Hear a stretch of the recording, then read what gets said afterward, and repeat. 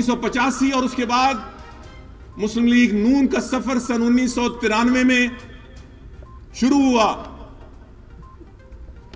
तो एक 10-15 सीनियर अरकान का ग्रुप था जो मियां नवाज शरीफ के साथ था। हमने इस जमात की दाग बेल डाली। उस वक्त गुलाम इसहाक खान साहब सदर थे।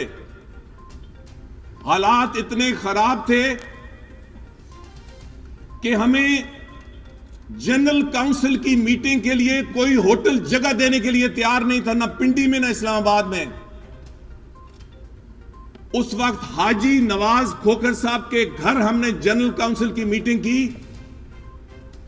पूरी इंतजामिया मुखालिफ थी, पूरी एस्टैब्लिशमेंट मुखालिफ थी, सदर पाकिस्तान मुखालिफ थे,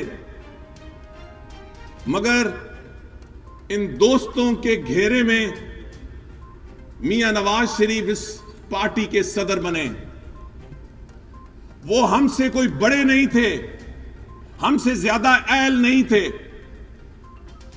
हमसे ज्यादा सियासी ज़हन के मालिक नहीं थे, मगर ये सब इन 14, 15, 20 सियासी अकाबरीन जिसमें मैं भी शामिल था, ये फैसला किया कि इस वक्त एक बंदा ही आगे हो सकता है और हमें मियां नवाज शरीफ को आगे करना चाहिए। आज उन 15, 20, 25 लोगों में मियां नवाज शरीफ के साथ एक शख्स भी बाकी नहीं है। साल गुजरे हैं कि या वो छोड़ चुके या नवाज शरीफ उनको छोड़ चुका। जुल्म के खिलाफ मजलूम की आवाज।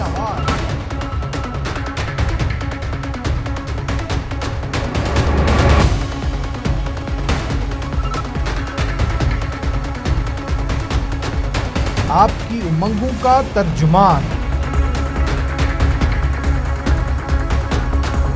ABC से तस्दीक शुदा अशार इस्लामाबाद, लाहौर, पेशावर, कराची और मुजफ्फराबाद से बैक वक्त शाया होने वाला कसीरुल अशात अखबार रोजनामा अखबार हक आज ही अपने करीबी हाकर से तलब फरमाएं।